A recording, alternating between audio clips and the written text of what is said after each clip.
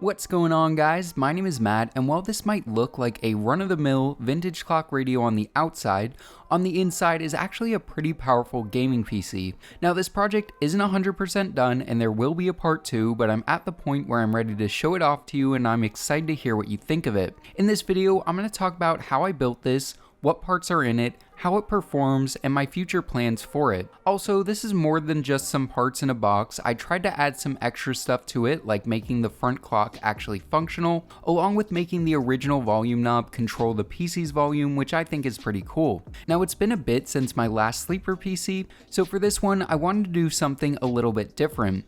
When I saw this clock radio, I knew it would be the perfect challenge for me to build in. I bought it for around $5 at a garage sale, so even if I completely messed it up, it wouldn't be the end of the world. With an internal volume of under 10 liters, this is extremely compact, especially compared to a standard mid-tower case. After doing a quick sanity check to ensure everything could fit inside of this old radio, I was ready to start this project, but first I want to talk about MICROCENTER, who I partnered up with to make this video. Now, if you haven't heard of MICROCENTER, they're basically the best place to buy PC parts in store, and currently they have a promotion where grabbing the coupon in the description and heading up there will get you a pair of wireless headphones absolutely free, and again, there will be more info on this in the description. They also have a PC builder that allows you to part out a system using parts that are in store and ready to be purchased. To find a MICROCENTER near you, check out their PC builder, and to snag yourself a free pair of headphones, make sure to check the link in the description. So now let's get back to your regularly scheduled content. The first order of business was to pull out all of the existing components from this radio to make room for the new PC parts. Now, this clock radio was in very rough shape when I found it, with the speakers sounding awful and the clock not working at all, so to calm some of you out there, this wasn't like a pristine condition item I was tearing down. Opening this thing up, I found a ridiculously dusty mess with a relatively simple assembly. What's interesting is after removing a few screws, the entire internals along with a plastic shell slid right out, leaving behind just the wooden exterior. This was a pretty simple teardown, and while I would have liked to keep things like the original clock, I need to remove everything I could to give myself as much room as possible. Once this was done, all I was left with was the front panel connected to the plastic shell as well as the wooden exterior. Building inside of the plastic shell would have been too cramped, so I need to remove most of it just to leave the front panel portion. I simply used a plastic cutoff blade and cut a straight line around the exterior of the plastic shell like this until the two pieces separated. Then, to make even more room, I removed a bunch of unnecessary plastic pieces on the back of the front panel. With that done, I could start conceptualizing how I was going to fit a full gaming PC into this old radio. I thought of a few different methods of building a frame or attaching things to the existing shell, but then I remembered back to my Landbox project from around a year ago, where I used wooden dowels to create an internal frame that just slipped right into the outer shell of the box. After a little deliberating, I figured this would be the best method. So I headed up to my local big box hardware store and picked up 6 3/8" dowels along with some screws and a few pieces of aluminum that I thought I might need. Now, these dowels are pine and can easily be cut with a handsaw, but because I have access to a miter saw, that's what I opted to use. I took some measurements and then began cutting. After the initial batch of cuts, I was left with these 8 pieces.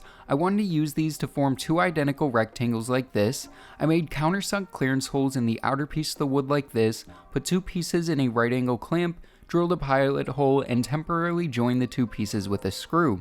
I continued this until I was left with a rectangle that, once I confirmed was how I wanted it, I unscrewed, added wood glue to each of the joints, then attached it back together. After letting them dry, I began notching out pieces to ensure there was a close to perfect fit for these 2 rectangles. I could then cut more pieces of wood to use as supports connecting the 2 pieces. Because there was a screw already going through the area I wanted to attach to, I had to use only glue, which isn't ideal, but it's fine for this use case. I attached 2 of these pieces to each of the rectangles and was left with mirrored sections that together make the outside of the frame. I glued these together, and when unclamped they seemed fine, but I decided to reinforce the glue-only joints by creating 8 little brackets out of the angle aluminum I mentioned earlier. I just measured and cut these with a jigsaw, then attached them to the frame with 2-part epoxy. I then attached 2 more supports that would be where the motherboard would mount, which leads me to how the design of this works. See, to fit a motherboard and graphics card in this tiny clock, doing a traditional orientation just wasn't gonna cut it. So I need to sandwich the board and the GPU together like this and connect them with a PCIe extension cable. This isn't in any way a new design and is borrowed from the likes of the NZXT H1 and the OG Dan Case A4, which popularized this type of design. I needed to make sure there was enough room to plug in cables while also allowing enough room for the power supply. Once I knew where I wanted the motherboard to mount, I went ahead and marked and drilled 4 holes, added standoffs, then mounted the board to make sure I had a good fit. With the motherboard mounted, I temporarily attached the PCIe extender to figure out GPU placement. Once it was in the ideal spot, I marked the spacing for where the GPU riser would mount. I added 2 more support pieces with the spacing required for the riser. This gave me a place to mount 2 standoffs that the extender would attach to. I then mounted a GPU and was getting pretty excited at this point as it was really starting to come together. But I still had one major component to mount into the system, which is the power supply. Because this is such a small PC, I needed to use an SFX unit. I cut down 2 pieces of bar aluminum that would act as thin cross supports, but the only problem was the surfaces I wanted to mount them to were not level with one another. Because of this, I added an extra piece of wood dowel like this, which makes the metal pieces sit level. I pre-drilled 2 holes in each piece of aluminum, then was able to screw them into the frame and ensure the power supply would sit how I wanted it. For the power supply holes, I made a basic paper template, transferred it to the frame, and used it as a guide to make holes. With that done, I was able to mount the power supply and everything fit exactly how I originally envisioned it, which was awesome. The final addition of the frame was a few extra support pieces. I decided I was going to use this stain and finish combo on the frame and needed to sand it down to help the application of it. I used this exact finish on another project and it turned out great. With that being said, there are so many different angles and orientations I needed to apply finish to that it made things very difficult to get a good application. Add on to it that I was applying more than I should in each coat and I was left with this. It looks okay and it was hidden in the clock, but I still think I'm going to try and refinish it. I think I may sand it smooth, then just paint it, but if you have another suggestion, let me know in the comments below. With that over, I was ready to install all the parts that would be going into the system. This part of the build was super satisfying, seeing all of it fit together and slide right into the wooden outer shell. As you can see, this does stick out a few centimeters from the back, and I will be addressing this in part 2, along with creating some sort of mesh back panel. Now, once I knew the PC portion of this mod was at a good place, I could begin adding other features to this build. First and foremost, I knew I needed to add a functional clock to the front of it. I would have loved to use the original, but it was massive and I needed something much more compact. So I hopped onto Amazon and purchased a clock kit that includes a clock with a few different hand options. If I mounted this directly to the front, it would have left weird gaps and not looked very good, but I couldn't add any thick material between it and the front fascia as it would interfere with PC part fitment. So I simply used some black thin cardboard from a product package, attached it to the clock with a gasket and nut, then cut down hands to fit my needs. Finally, I just used some glue to attach it to the front panel, and with that done, I had a functional front clock. I wish I would have used non-black hands for the clock, as this did make it harder to read the time, but overall I think it turned out decent. The next big thing I wanted to do was make the front volume knob functional. I ended up using a guide by Persa3D on using an Arduino and something called a rotary encoder. This rotary encoder looks like a potentiometer, but it sends out a digital signal. It can be turned indefinitely in either direction, and it can be clicked to act as a button. The rotary encoder would plug into an Arduino Micro, then that would plug into a micro USB cable, then that cable would plug into a USB 2 to an internal USB 2 connector, then that would plug into the motherboard. This allowed me to connect the Arduino to USB without taking up a back panel I/O port. To make it fit perfectly, I needed to cut down both the knob itself and the shaft of the rotary encoder to ensure a proper fit. I just have it pressure fitted right now, but might find a more secure way to mount the rotary encoder in the future. This part went very smooth, as I've actually implemented this volume knob mod in another sleeper PC I've done in the past. With the volume knob complete, the mod was at a place where I was ready to install everything in it and test it out. One annoying thing is you do have to pull the frame out a bit to plug in cables, but I'll try and find a solution to that in the future. Powering it on for the first time, I was a little nervous, but was happy to see it booted up with no issues and no cables or anything interfered with the fan blades. With that done, I was ready to start testing it out in some gaming. But now that you have an understanding of how this mod was put together, I want to talk about the parts in this PC and then talk about how it performs along with Temps. So for this PC, I didn't want to use the best of the best component wise, but I still wanted it to be very powerful. For the CPU, I went with something I haven't used in a build yet, which is the Ryzen 7 5800X. This is an 8-core, 16-thread CPU running on AMD's latest Zen 3 architecture. It has a base and boost clock of 3.8 and 4.7 GHz respectively, and overall it's a great CPU.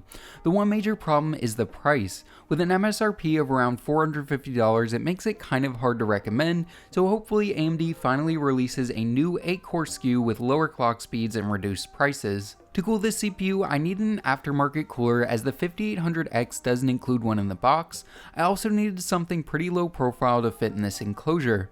Because of all this, I went for my tried and trusted CryoRig C7 cooler.